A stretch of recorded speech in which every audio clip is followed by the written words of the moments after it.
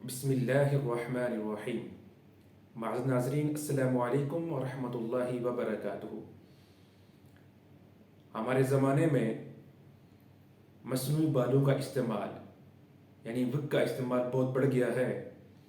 اب سوال یہ پیدا ہوتا ہے کہ کیا مصنوعی بال لگانا، وگ استعمال کرنا جائز ہے یا ناجائز؟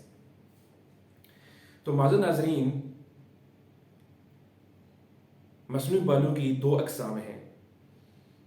ایک قسم تو وہ ہے جس کو ہم وگ کہتے ہیں کہ آپ مصنوعی بال ایک کیپ کی صورت میں سر کے اوپر رکھتے ہیں اور اس کا استعمال کرتے ہیں، اور دوسری صورت یہ ہے کہ آپ ٹرانسپلانٹ کے ذریعے بالوں کو لگاتے ہیں۔ تو ان دونوں کے احکامات الگ الگ ہیں۔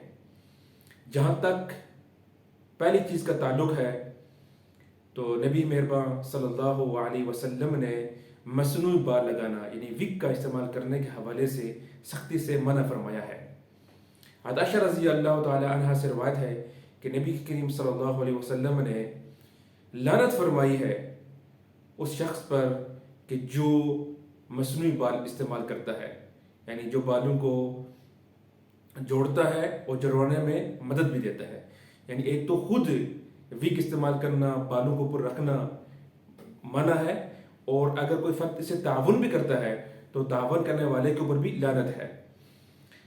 تو ایک دفعہ ایک خاتون نبی کریم صلی اللہ علیہ وسلم کے پاس حاضر ہوئی اور اس نے عرض کیا، اللہ کے رسول، میری ایک نوجوان لڑکی ہے، بیماری کی وجہ سے اس کے بال سارے جو ہے نا ختم ہو چکے ہیں، وہ گنجی ہو چکی ہے، تو وہ یہ چاہ رہی تھی کہ نبی کریم صلی اللہ علیہ وسلم مصنوعی بالوں کے حوالے سے اس کو اجازت دیں، لیکن نبی صلی اللہ علیہ وسلم نے مکمل طور پر منع کر دیا۔